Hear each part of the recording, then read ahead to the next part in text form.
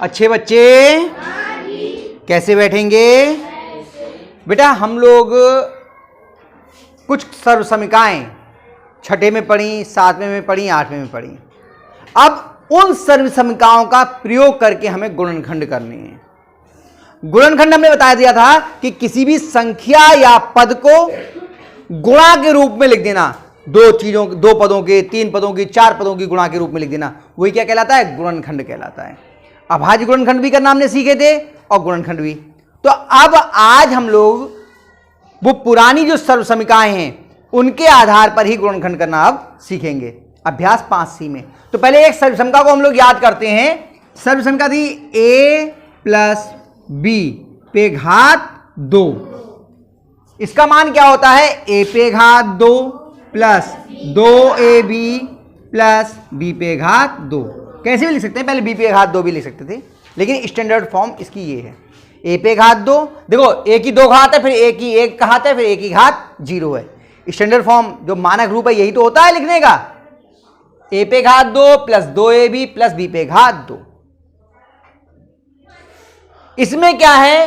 पहली संख्या का वर्ग प्लस दुगना और दोनों की गुणा प्लस दूसरी संख्या का वर्ग, यही तो है। सवाल आपका पहला ये कहता है कि निम्नांकित व्यंजकों में a पे घात 2 प्लस 2ab प्लस b पे घात 2 इस प्रकार के व्यंजक को छांटिए। तो पहले व्यंजक पे हम देखते हैं कि कैसे छांटेंगे, पहले ये देखने की कोशिश कर रहे हैं। पहला क्या है? a पे घात 2 प्लस 10a प्लस 16। अब इसमें हमारे पास में किस किस तरह के पद हैं वो देखते हैं। इसमें 2 पद वर्ग वाले होते हैं और 1 पद दुगना और दोनों की गुणा वाला होता है, यही तो होता है। तो इसमें देखिए कि क्या कोई 2 पद ऐसे हैं जो पूर्ण वर्ग की स्थिति में हों। पूर्ण वर्ग, क्या a पूर्ण वर्ग है? a का वर्ग है a। क्या 10a पूर्ण वर्ग है? नहीं, क्योंकि a बिना वर्ग का रह गया। क्या 16 पूर्ण वर्ग है? कितने का? 4 का। 4 चौक 16। यानी 2 पद हमें मिल गए, ये और ये, जो पूर्ण वर्ग की स्थिति में हैं। और ये फिर कौन सी वाली स्थिति में होना चाहिए? दुगनी वाली स्थिति में। 2 पूर्ण वर्ग होते हैं और 1 दुगनी वाला होता है, दुगना और दोनों की गुणा। तो हम यहां से लिखना शुरू करते हैं, इसे पूर्ण वर्ग के रूप में लिखिए। तो a पे घात 2 प्लस, अब इसको लिखना है तो ये 2 गुना वाला है, दुगना और दोनों की गुणा, तो 2 गुणा, पहला पद क्या है? गुणा। क्या बचा? इसमें से क्या बचा? इसी से तो देखना है हमें। क्यों 2 नहीं है? 2 से भाग करेंगे तो कितना आएगा? जो ये है 10a, इसको आपने 2 गुणा a से भाग किया, a से a कट गया, 2 पंजे, कितना बचा?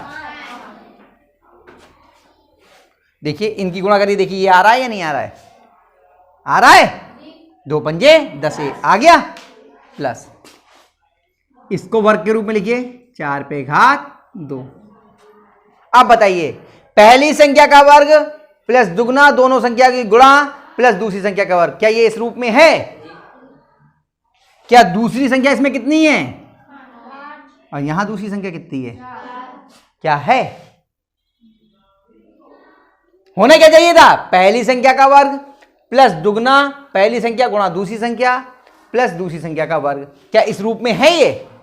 नहीं है, क्योंकि यहां पे कितना आ रहा है और यहां कितना आ रहा है या नहीं है? नहीं है, नहीं है।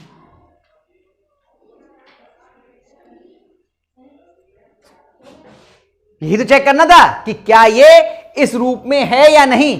क्या इस रूप में है? नहीं है, बात खत्म हो गई। दूसरा देखिए, अभी 1-2 करेंगे, समझ में आ जाएगा बहुत आसानी से।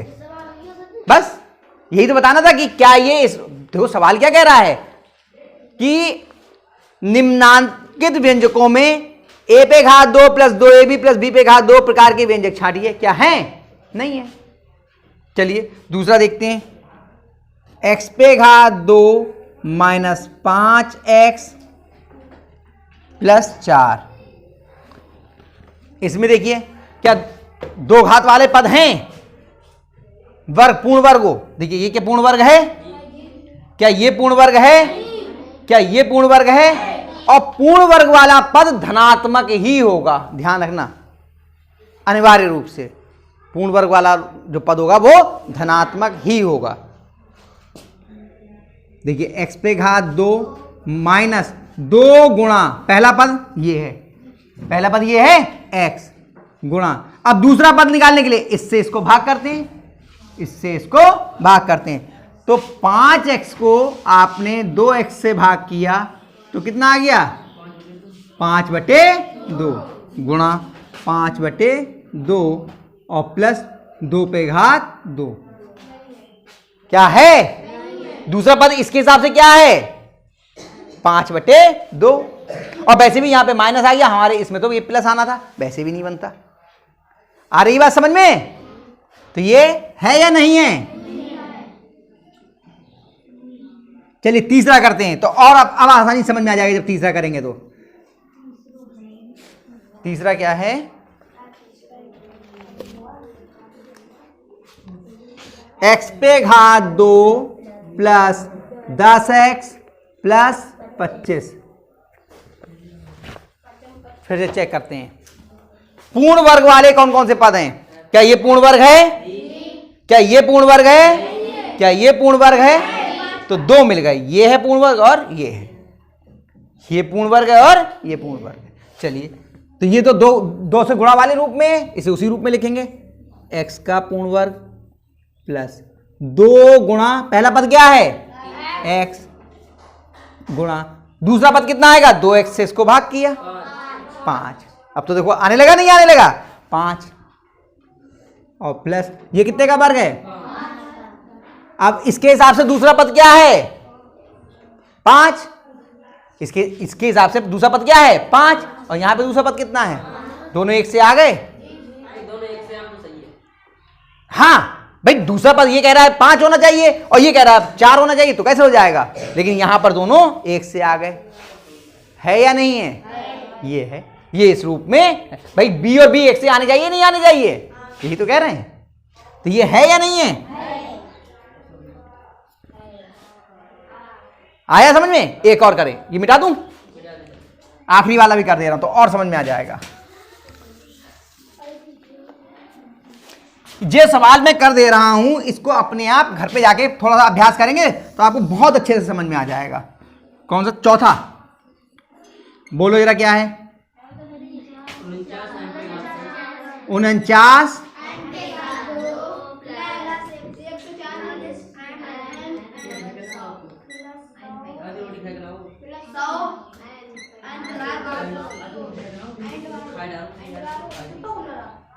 चलिए भाई, इसमें क्या ये पूर्ण वर्ग के रूप में है? क्या? क्यों 7 m पे हाथ हो जाएगी, 7 7 49 और m, क्या ये पूर्ण वर्ग के रूप में है? क्या ये पूर्ण वर्ग के रूप में है? चलिए लिखना शुरू करते हैं। 7m का घात 2, ये तो हुआ। ब्रैकेट लगाना इसलिए अनिवार्य है, अगर हम ब्रैकेट नहीं लगाएंगे तो ये घात केवल m पे रह जाएगी, 7 को नहीं मिलेगी।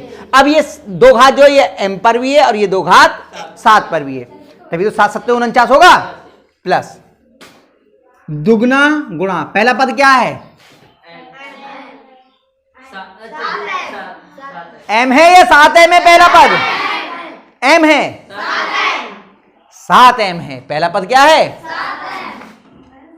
अब ये देखते हैं इसमें कितना बचा, तो इससे इसको भाग करेंगे, कितना? 140 mn को भाग करेंगे 2 गुणा 7m से, ये इसी से तो भाग करेंगे, जो ये है इससे इसको भाग कर दिए तभी तो बाकी बचेगा। चलिए m से m, 7 दूनी 2 धाम कितने आ गए? आया या नहीं आया? तो यहां पे कितना आ गया? गुणा 10 और क्या बच गया? n प्लस, और ये करो तो कितने का वर्ग है ये? 10n का। बताओ भैया ये है या नहीं है? आया? समझ आया कुत्ती? तो बेटा ये हो गया या नहीं? अच्छा, जब यहां पर किया था तो कितना समझ में आया था? कतई ना है। फिर यहां किया तो कितना समझ में आया? इतो सो। और यहां करो तो कितो आई हो? और यहां करो तो आ गया समझ में? अब कर लोगे? अरे रहने दे, मुंह टूट जाएगा उसका। चलिए उतार लीजिए इसको और फिर घर से कर